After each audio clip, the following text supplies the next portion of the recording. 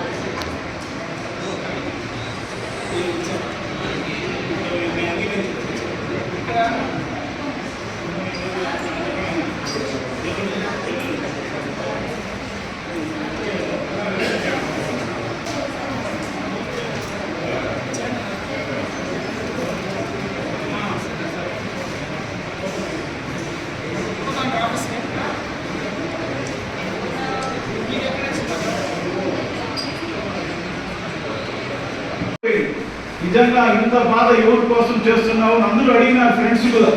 అయినప్పటికీ ఆయన వదులుకోకుండా చేసి 58 రోజులు పూర్తి చేసిన తర్వాత అర్ధరాత్రిలో చనిపోవడం జరిగింది.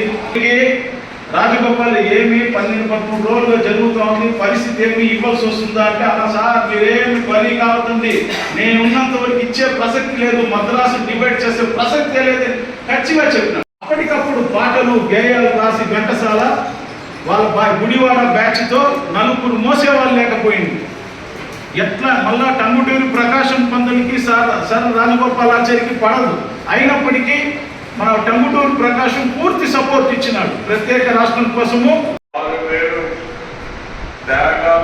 దానం చేయాలంటే మొట్టమొదటి దానాలు చేసే కమ్యూనిటీ ఆర్యవైశ్య సంఘం ఆ స్ఫూర్తిని నిలబెట్టుకున్నటువంటి దాతలందరికీ ఈరోజు పొట్టి శ్రీరాములు గారు అంటే ఒకే కులం వ్యక్తి కాదు, అందరి వారిని ఉద్దేశంతో ప్రతి ఒక్కరూ ముందుకొచ్చి ఈ విగ్రహం కోసం కృషి చేశారు. కృషి చేసిన ప్రతి ఒక్కరికి మనస్ఫూర్తిగా నమస్కారాలు, అభినందనలు, స్వాభినందనలు. ఈరోజు ఒక చరిత్ర, ఆ చరిత్ర ఈరోజు మనం ఒకసారి చూస్తే మొట్టమొదటిసారిగా ఆంధ్ర రాష్ట్ర సభలో అమరజీవి పొట్టి శ్రీరాములు గారి సందర్భంగా నివాళులు అర్పిస్తూ సభను ప్రారంభిస్తున్నాం. ఇప్పటికి కూడా ఎంత ఉత్సాహంగా ఉన్నారంటే మీ పట్టుదల చూస్తే నాకు చాలా ఆనందంగా ఉంది. అలాంటి మీ అందరికీ నమస్కారాలు. ఈరోజు విగ్రహం చూశాం, 58 అడుగులు, 58 రోజులు, ఇంకొక 45 అడుగులు ఎత్తు పెట్టారు, అంటే 106 అడుగుల ఎత్తు. దాని పైనకి చూస్తే మొత్తం రాజధాని అంతా కనబడుతూ ఉంది.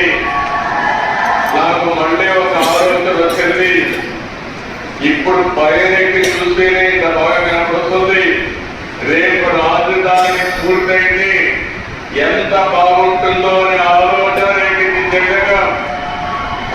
పెట్టారు. ఇంకొక పక్కన 125వ జయంతి, అరుదైన అనుభవం. నేను ఒకటే ఇప్పుడే చిత్తనందుకు చెప్పా, లోకేష్ గారు దానికి ముందుకు వచ్చేప్పుడు చేశా. ఏ పేరు పెడితే బాగుంటుందని ఆలోచించినప్పుడు అందరూ కలిసి ఏకగ్రీవంగా నిర్ణయించిన పేరు స్టాచ్యూ ఆఫ్ సాక్రిఫైస్.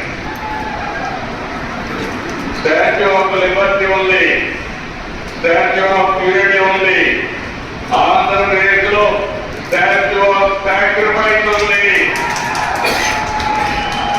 జూలై 14న సరిగ్గా ఏడాది అయింది. అది మరి ఫౌండేషన్ వేశారు లోకేష్ గారు వచ్చి సెప్టెంబర్ 3. అక్కడి నుంచి మీరు చూస్తే 6 నెలల్లో మొదటి దశ ప్రారంభించాం. 42 టన్నుల కాల్స్యం, 26 టన్నుల కాల్స్యం, 42 టన్నుల ఐరన్ స్ట్రక్చర్. రాత్రి మొదలు పనిచేసిన కళాకారులు వీళ్ళందరికీ మరొకసారి అభినందనలు, మనస్ఫూర్తిగా ధన్యవాదాలు.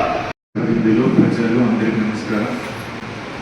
ఈరోజు మనం అమరజీవి పొట్టి శ్రీరాములు గారి జయంతిని గౌరవంగా జరుపుకుంటున్నాము. మన స్టాచ్యూ ఆఫ్ సాక్రిఫైస్ ఇనాగ్రేషన్, తర్వాత సీఎం గారి స్పీచ్ అన్ని మనం అందరూ విన్నాము. సో ఇక్కడికి వచ్చేసిన మన అతిథులు, మన అమరజీవి శ్రీరాములు గారి నిబద్ధత, వాళ్ళ ధైర్యం గురించి చాలా చక్కగా వివరించారు. నేను ఒకే ఒక అంశాల మీదే స్పెసిఫిక్గా మాట్లాడాలని అనుకున్నాను. ఒకటి అమరజీవి శ్రీరాములు గారి దూరదృష్టి. ఇక్కడ మనం 1947లో మన భారతదేశం ఏర్పాటు చేసినప్పుడు, మీకు ఈ స్టూడెంట్స్ అందరికీ తెలిసినట్టు చిన్న చిన్న ప్రిన్సిపల్ స్టేట్స్ ఉన్నాయి. ఈ స్టేట్స్ అన్ని కలిపి ఒక పెద్ద దేశం మన భారతదేశం అప్పుడు ఏర్పాటు చేసింది. అప్పుడు అందరి నాయకులు అందరికీ సందేహం ఏంటంటే మన దేశానికి స్టెబిలిటీ, స్థిరత్వం, మన దేశానికి అభివృద్ధి ఎలా జరుగుతుంది అని అందరూ సందేహపడ్డారు. అప్పుడు మన దేశానికి స్థిరత్వం కావాలంటే, మన దేశానికి అభివృద్ధి కావాలంటే భాష ఆధారంగా రాష్ట్రాలు ఏర్పాటు చేయాలని పొట్టి శ్రీరాములు గారు గ్రహించారు. ఆయన దానికోసం పోరాడారు. ఇప్పుడు నుంచి 75 years అయిన తర్వాత కూడా మన రాష్ట్ర స్థిరత్వం, మన రాష్ట్రం ఇప్పుడు వచ్చేసి అభివృద్ధికి మొత్తం ఒకే ఒక రీజన్, వారి చూసిన వారి దూరదృష్టి, వారు అడిగిన భాష ఆధారంగా మన రాష్ట్రం కావాలని వారు పోరాడిన పోరాటం. మనం లీడర్స్ గురించి మనం మాట్లాడినప్పుడు మనం ఏం చెప్తారు, వాళ్ళు చరిత్రను సృష్టించారంటారు. అమరజీవి పొట్టి శ్రీరాములు గారి గురించి మాట్లాడితే వాళ్ళు చరిత్ర మాత్రం కాదు, వాళ్ళు ఒక జోగ్రఫీ కూడా సృష్టించారు. మన దేశాని కోసం ఒక జోగ్రఫీ కూడా సృష్టించారు. ఆయన జన్మదిన రోజు ఆయనకు హృదయపూర్వకంగా నివాళులు అర్పిస్తున్నాను. Thank you.